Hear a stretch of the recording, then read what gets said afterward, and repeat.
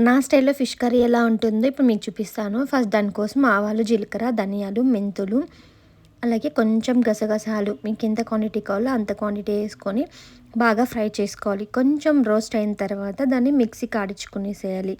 అంతలోపల నేను ఫిష్ కర్రీకి మ్యాగ్నేట్ చేసి పెట్టేసాను. దీంట్లో ఉప్పు, పసుపు, మిరప్పొడి, ధనియాల పొడి, అలాగే అల్లం వెల్లుల్లి పేస్ట్ వేసి మ్యాగ్నేట్ చేశాను. అలాగే కొంచెం ఆయిల్ ఏసుకొని అందులో ఆవాలు కావాలంటే మీకు జీలకర్ర కూడా ఏసుకోవచ్చు. నేను ఆవాలు మాత్రమే ఏసుకున్నాను. ఆవాలు ఎగిన తర్వాత కొంచెం పచ్చిమిర్చి మనం కట్ చేసి పెట్టుకుంది ఏసుకొని, కొంచెం ఆనియన్స్ అలాగే టమాటో ప్యూరీ చేసి పెట్టుకుంటా నేను.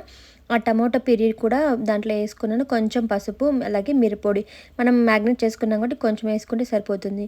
అలాగే చింతపండు పేస్ట్ ఉంటుంది కదా! దాన్ని ముందే చేసి పెట్టుకుంటున్నాను.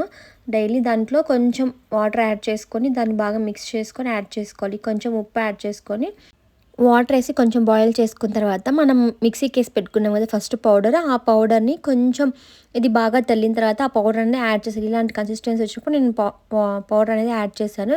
ఇంకా పౌడర్ కూడా కొంచెం సేపు బాయిల్ చేయాలి. చేసిన తర్వాత మనం మ్యాగ్నేట్ చేసుకున్న ఫిష్ దీంట్లో ఏసేసి అలాగే ఉడికించుకుంటే కర్రీ రెడీ అయిపోతుంది. Thanks for watching.